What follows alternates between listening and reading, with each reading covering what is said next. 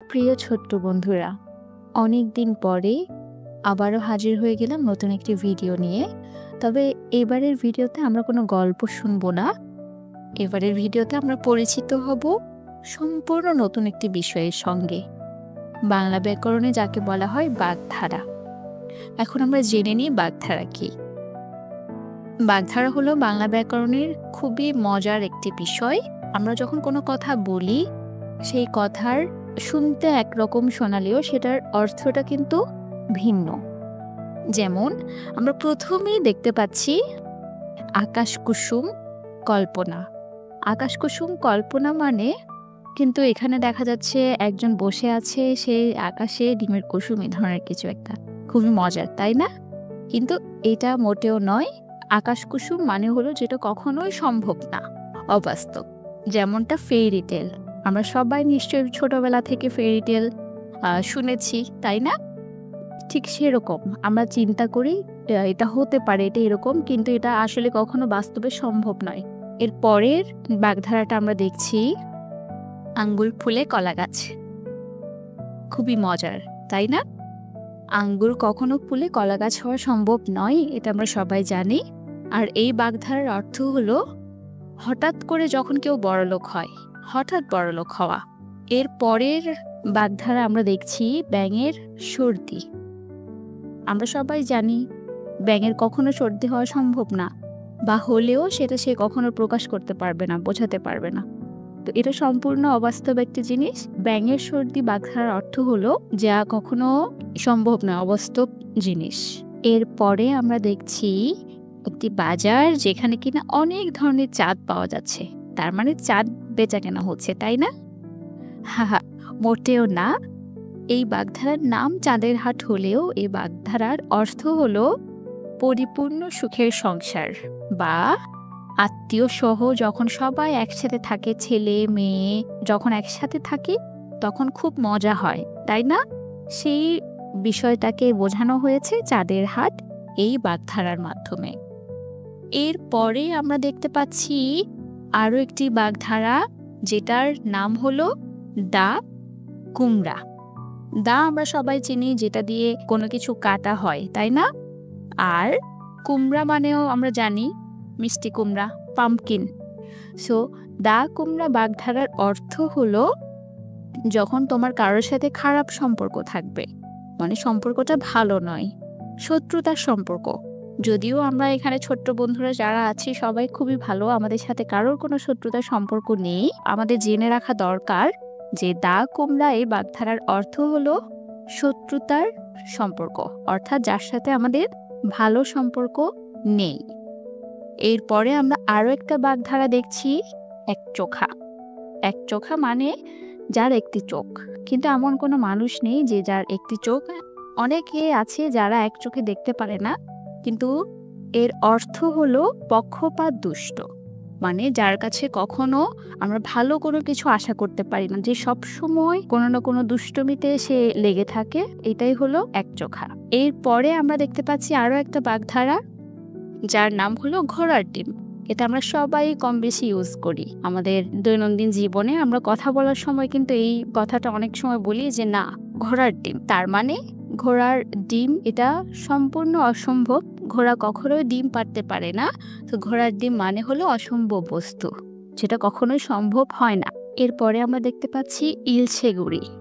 ইলশে গুড়ি বাগধারার অর্থ হলো যখন টিপ টিপ করে বৃষ্টি পড়ে, ফোঁটা ফোঁটা যখন বৃষ্টি পড়ে, তখন সেই বৃষ্টিকে ইলশে গুড়ি বলা হয়। কিন্তু আমরা এই ছবিতে দেখতে পাচ্ছি ইলিশ মাছ আকাশ থেকে পড়ছে, যেটা কখনোই সম্ভব নয়।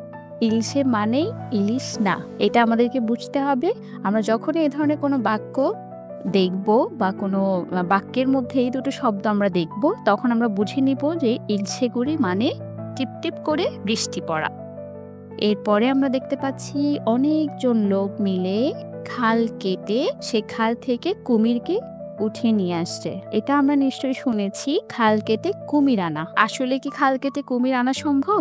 কখনোই না। খাল কেটে কুমির আনা বাগধারার মানে হলো বাইরের বিপদকে ঘরে ডেকে আনা। তার মানে আমরা যখন বুঝতে পারি যে আমরা এটা ভুল করছি, কিন্তু তারপরও সেই ভুলটা আমরা করি, এই ভুলটা করার কারণে যে বিপদে আমরা পড়ি, সেটাই হলো খাল কেটে কুমির আনা।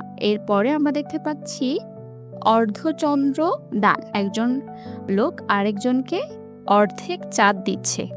অর্ধ মানে অর্ধেক সেটা আমরা জানি, চন্দ্র মানে চাঁদ, অর্ধচন্দ্র মানে অর্ধেক চাঁদ। কিন্তু এই বাগধারার আসল অর্থ কিন্তু অন্যটা বলে। এই বাগধারার আসল অর্থ হলো গলা ধাক্কা দিয়ে বের করে দেওয়া। তার মানে আমরা যখন কাউকে প্রচণ্ড অপমান করে বের করে দেই বা আমাদেরকে যদি কেউ করে দেয়, সেটা হলো অর্ধচন্দ্র দিয়ে বের করে দেওয়া। এরপরে আমরা দেখতে পাচ্ছি অরণ্যে রোদন, বনের মধ্যে কাছে এমন কিছু একটা, তাই না? অরণ্যে রোদন একটি বাগধারা। এই বাগধারার অর্থ হলো বৃথা চেষ্টা, বা যখন কেউ অল্পতেই কান্না শুরু করে দেয়, বা যখন কেউ বুঝতে পারে যে এটা হবে না, এই কাজ আমার দ্বারা সম্ভব না, তাও আমি চেষ্টা করে যাচ্ছি এবং কাজটা করতে না পেরে আমি অকারণে কান্নাকাটি করছি, এটাই হলো অরণ্যে রোদন। এটাও একটি বাগধারা। এরপরে আমরা দেখতে পাচ্ছি একটি সাপ এবং সাপের অনেকগুলো পা, তাই না? এখানে আমরা গুণে দেখতে পাচ্ছি সাপের টোটাল 5টি পা আমরা দেখতে পাচ্ছি। কিন্তু সত্যি যারা সাপ দেখেছো তোমরা বলো তো, সাপের কি কখনো পা থাকে? না। তো সাপের 5 পা দেখা এটাও একটা বাগধারা। এই বাগধারার মানে হলো কাউকে তোয়াক্কা না করে নিজেকে বেশি বড় মনে করা। যেমন আমরা বা আমাদের আশেপাশে অনেকেই আছে যারা আশেপাশের কোনো মানুষকে দাম দেয় না, নিজেরটাকে বেশি মনে করে, শুধুমাত্র নিজেকে নিয়েই চিন্তা করে এবং অহংকার করতে থাকে সবসময় নিজেকে নিয়ে। সেটাই হলো সাপের 5 পা দেখা। এরপরে আমরা যেটা দেখছি একটি কুমির যা সারা গায়ে টাকা। তোমরা কি এরকম কুমির কখনো চিড়িয়াখানায় দেখেছো যা সারা গায়ে শুধু টাকা আর টাকা থাকে? আমি কিন্তু দেখিনি, তোমরাও দেখোনি, আমি একদম নিশ্চিত। তো আগেই আমরা বলেছিলাম যে বাগধারা যেটা আমরা শুনবো সেটার অর্থ কিন্তু সম্পূর্ণ ভিন্ন। তো এই টাকার কুমির বাগধারার অর্থ হলো যে মানুষ অনেক বড় লোক, অনেক টাকা পয়সা যার আছে, তার মানে যে অনেক ধনী, রিচ। ঠিক আছে? এরপরে আমরা দেখছি তালপাতায় মোড়ানো একজন সৈনিক। আমরা যারা গ্রামে থাকি কিংবা গ্রামে যারা গিয়েছি তারা নিশ্চয়ই তাল গাছ দেখেছি। তাল পাতা দিয়ে মোড়ানো সৈনিক কি কখনো দেখেছি? না। তো এই তাল পাতার মোড়ানো সৈনিকের নামই হলো তালপাতার সেপাই, যেটাও মূলত সম্ভব না। তালপাতার সেপাই মানে হলো যে খুবই রোগা, দুর্বল। তার মানে আমরা যারা আছি খাওয়া দাওয়া করি না, চিকন লিকলিকে, তারা হচ্ছে তালপাতার সেপাই। এরপর আমরা সর্বশেষ বাগধারায় চলে এসেছি এবং আমরা এখানে দেখতে পাচ্ছি এনভেলাপে করে কিছু একটা উড়ে উড়ে যাচ্ছে, তাই না? এটা হলো উড়ো চিঠি। আমরা কি কখনো উড়ো চিঠি দেখেছি? সেটাও আমরা কখনো দেখিনি, তাই না?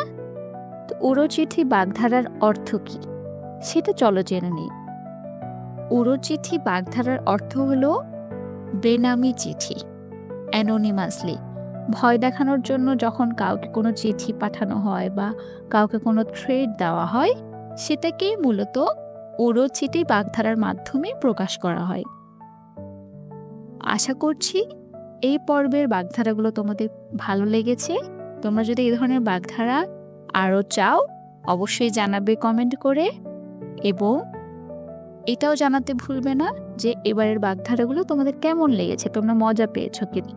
তোমাদের সাথে শেয়ার করতে পেরে কিন্তু আমি খুবই মজা পেয়েছি। তো ভালো থাকবে অনেক অনেক বেশি। ভিডিওটি দেখার জন্য ধন্যবাদ।